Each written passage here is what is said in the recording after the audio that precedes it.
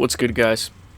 Nate Diaz versus Jorge Masvidal takes place this Saturday, and I'm gonna be breaking down the entire main event. Have a lot of footage, boxing footage of early boxing of kickboxing Masvidal. It was hard to find footage on Masvidal, but Nate Diaz, I had the Jake Paul fight. I had a lot of boxing footage for him, but for Masvidal, it's harder to find his boxing amateur record.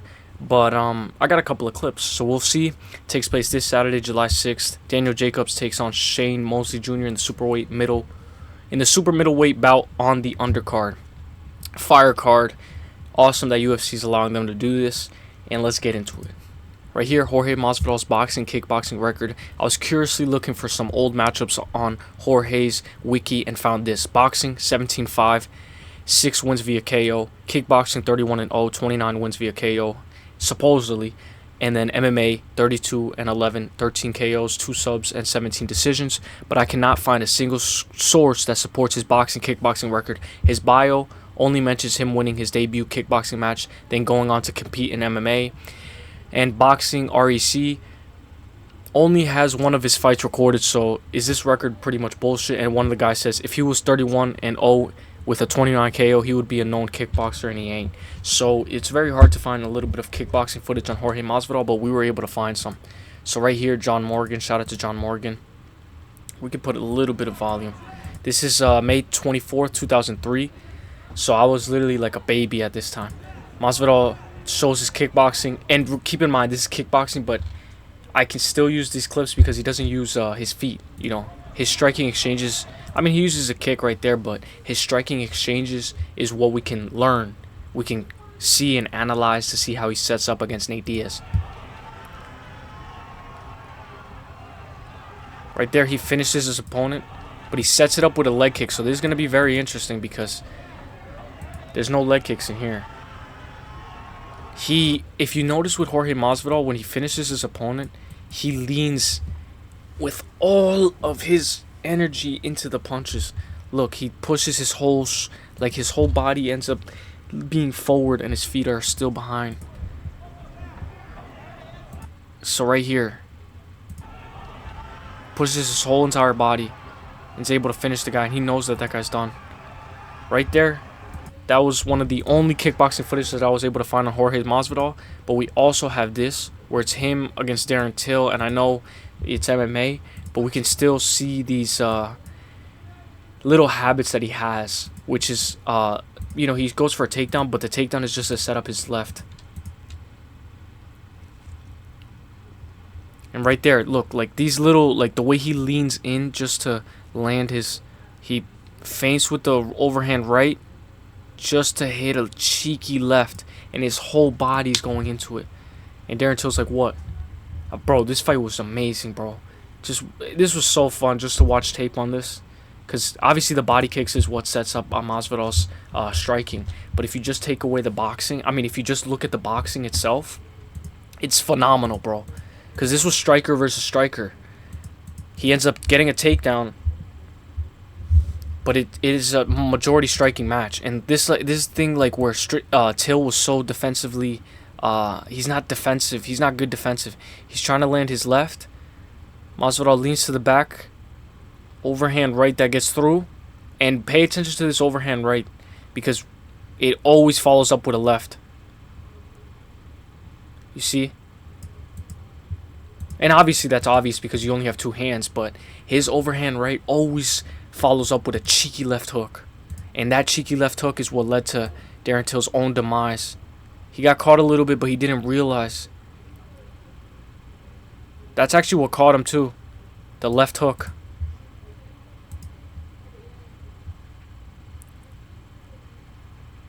And he's out. Bro, this was crazy, bro. This is what got Masvidal to rise in the rankings, because Masvidal was only ranked 11. Till was ranked number 3. Then we have Ben Arskin. I know Ben Arskin. Oh, right here. This is the angle that I wanted to show. Look, this is a way better angle. He uses his right hand to parry. His right hand is just a distraction to cross distance. And he put Darren... I don't think nobody has ever put Darren Till out like that to this day. Clean left hook. Just finishes him. So we know he has power. The Ben Askren we can watch just to watch, but there's no knees in boxing, so we're just watching this for fun. That's actually fucked up. Okay, bro, that's fucked up. Okay, Nate Diaz versus Masvidal, striking clinic, but we have to pay attention that Masvidal was throwing a lot of body kicks, a lot of heavy body kicks, knees, elbows, which are not allowed in boxing. But this is what sets up his high kick. The way he throws, okay, knee, elbow, right. Look at how he leans. Look at how his whole body is into his power. Left hand misses. I mean, right hand misses just for his left to connect. Just like the till sequence. Right hand is the blind side to blind him. Boom. And that's actually what wobbles Nate, the left hook. Right? I don't know if the right landed. I can't see. It looks like it missed. Right misses. Yeah, the right misses because it goes over his head. And then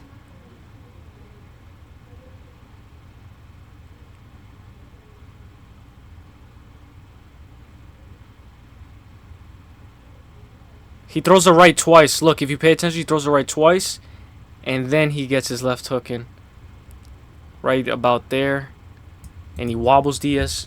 Front kick to the face. That would have been illegal if Nate Diaz had his hands on the floor. Gets him bloody all over the place. I have better highlights on this. I just wanted to skip the ground because we're not going to see the ground in boxing. Right here, we see how Diaz can take a punch and he just keeps on going forward. And it's also the left to hide the right. Right here. Parry the hands. And he was fast, so you could say 2019 was prime Masvidal, but we can also see this in the boxing fight because Nate Diaz is not going to be the faster fighter in my opinion. Left hand right after. So he did a 1-1-2. Boom, bro. Bro. Masvidal's boxing looked crisp this fight. Holy sh. Body kicks.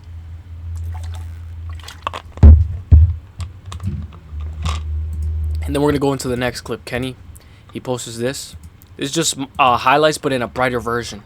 So it's the same sequence, but it skips the grappling exchanges. And I know, ignore the kicks. Just ignore the kicks. It's hard to ignore the kicks because it's MMA. But just look at the boxing. You can see how much success Masvidal has if you just negate the kicks. The kicks are the cherry on top. But then we go into Nate Diaz's boxing. Because you can't judge Nate Diaz off of just one loss. Nate Diaz had a bunch of success in this fight. Nate Diaz, his recovery is his best option, bro. Then this gets on the ground. And doctor stoppage. Which in my opinion, I guess it was the best way to end this fight. But then we go into Jake Paul versus Nate Diaz. Right here, we have to pay attention to how Jake Paul already knocked down Nate Diaz in the 5th round. He's gassed 10 rounds. Jake Paul versus Mike Perry is 8 rounds, and for this specific reason, because Jake tends to gas, and we have to see how. Also, this fight is 10 rounds too, so Masvidal can definitely gas. Masvidal can definitely gas. Sorry, excuse me. Here, Jake Paul's on the back foot with only 16 seconds left. I know you guys can't see it, but he's on the back foot. He's gassed. This is where Nate Diaz has his most success against Leon Edwards. That 1-2 in the 5th round. Right here, his right hook landing on Jake. Come on, Jake. They're telling Jake to move forward, and Jake was he was cruising. Jake tends to cruise. When he got knocked down by Tyron Woodley or on the ropes, he was cruising. That's why he got caught.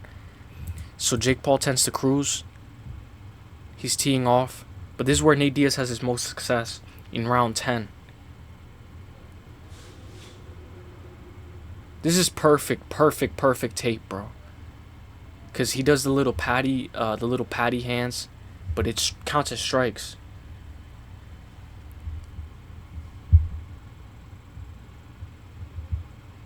And then that's it. But he finishes off strong. He always finishes off strong. There's 47 seconds left.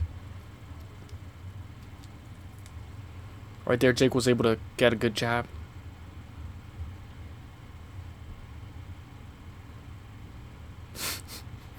This fight was fucking stupid.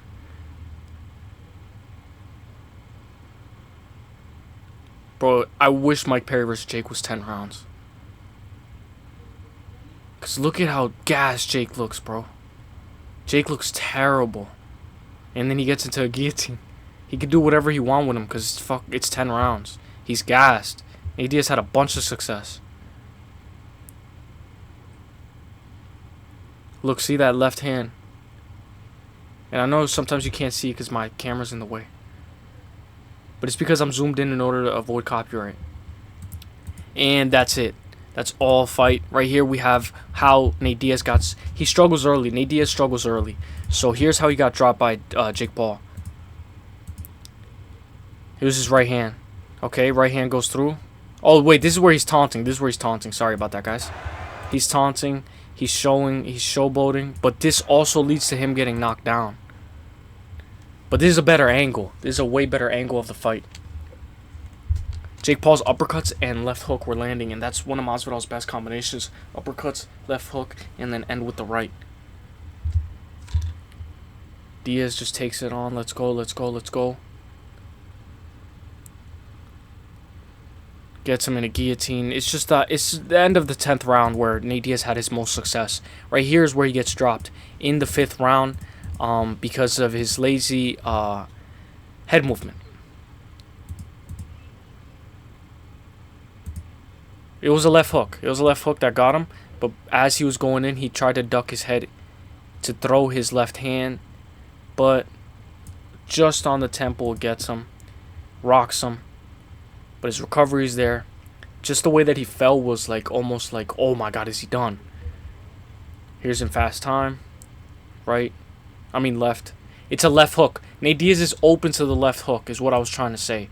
And right here is a way better angle of this.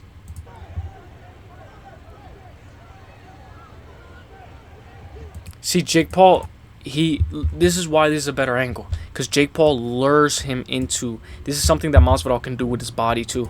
Where he pulls Nate Diaz towards him. Nate Diaz just keeps walking, and that's the thing that can punish him. Bad. And obviously the referee blocks it, so I showed the other clip first. But this is what I wanted to show, the movement. Like how much distance Nate Diaz just crosses walking forward. Look at how he just walks forward. Look at his feet. He just walks forward. So him just walking forward, Jake Paul was able to sit on his punch. And it's his white glove that hits him, the left hand. So you can see it's telegraphed, bro. It's coming. You can see that it's coming. He throws with everything he has. The only thing is you can't see it because this guy's fucking leg. But then he drops him. And Nate Diaz tried to catch himself, but he wasn't able to catch himself. But it shows Jake Paul's pulling him in. And that's something that Nate Diaz can get caught on with Masvidal. Masvidal has very tricky striking, and he's very tricky to deal with. The only thing about Masvidal is he tends to gas after the 5th round, 6th round. We'll see how he looks in 10 rounds, bro, because this is going to be crazy, bro. 10 rounds, bro. You know how long that is, bro? That's a long time. So when Jake pulls him in, he lands his right. And this is the most telegraphed punch in the world. Pulls him in. Boom. And then the crowd goes wild. But Nate Diaz can have success in the later rounds, guys. So you guys have to pay attention to that. So we're just going to look at the final face-off. And I want you guys to tell me, guys, who you guys have for this fight, guys. I got a new microphone. Tell me how the quality is. Tell me how everything is, guys. And tell me who you guys have for this fight, guys, because this is going to be an amazing fight. I think this fight goes over 8.5 rounds.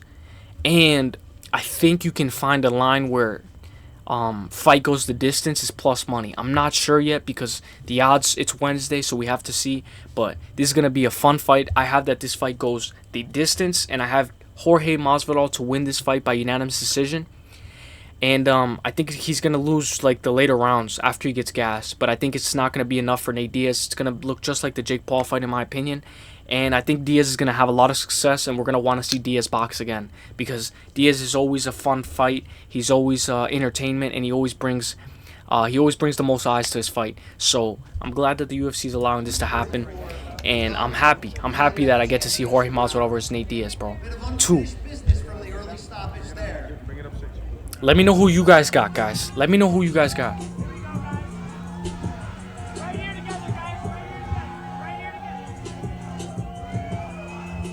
Bro, this is going to be a phenomenal fight. Phenomenal fight. Nate Diaz just doesn't really do the face-offs. That's the only bad thing about him. He doesn't really do the face-offs. Right here, though, if you guys enjoyed the video, if you guys enjoyed my breakdown, guys, thank you for commenting on the polls. Thank you for showing all the support. Thank you for showing love for UFC Denver. I'm going to do early best bets for UFC Denver later on in the week. And thank you guys for watching, guys. I'll see you guys in the next one. Let's get it. Let's get it. The best from the Middle East. The best. See you at the top, baby. Let's get it. Enjoy your summer. Hey, happy 4th of July. Peace.